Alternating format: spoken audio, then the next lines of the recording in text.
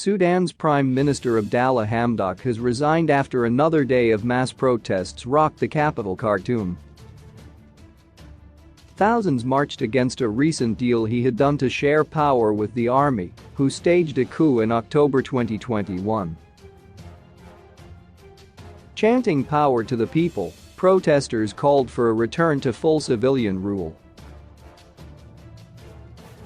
But military forces again responded with force, leaving 2 people dead. Mr. Hamdok's decision to quit leaves the army in full control. It is another blow to Sudan's fragile attempts at a transition to democratic rule after a popular uprising led to the overthrow of Sudan's long-term authoritarian President Omar al-Bashir in 2019. In a televised address, Mr. Hamdok said the country was at a dangerous turning point that threatens its whole survival. He said he had tried his best to stop the country from sliding towards disaster, but that despite everything that has been done to reach a consensus, it has not happened.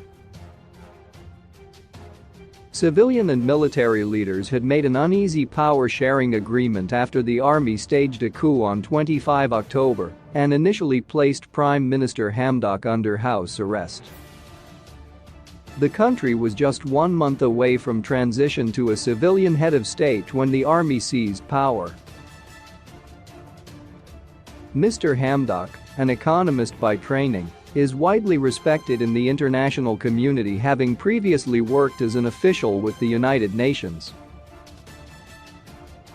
He helped negotiate a deal to forgive some of Sudan's debts, but this involved removing fuel subsidies, causing the prices of many basic goods to rise, and to anti-government protests.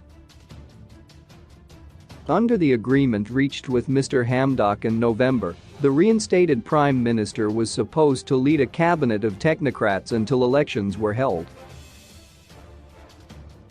But it was unclear how much power the new civilian government would have, and protests against a military resumed, which were often violently suppressed. Protests continued even after Mr. Hamdok had returned to office, with some demonstrators saying that his reinstatement was helping to legitimize the military takeover.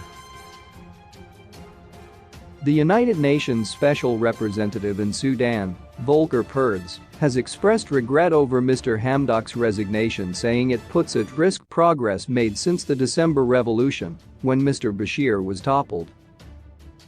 Over 50 people have been killed during protests since the coup, including at least 2 on Sunday, according to the pro-democracy Sudan Central Doctors Committee.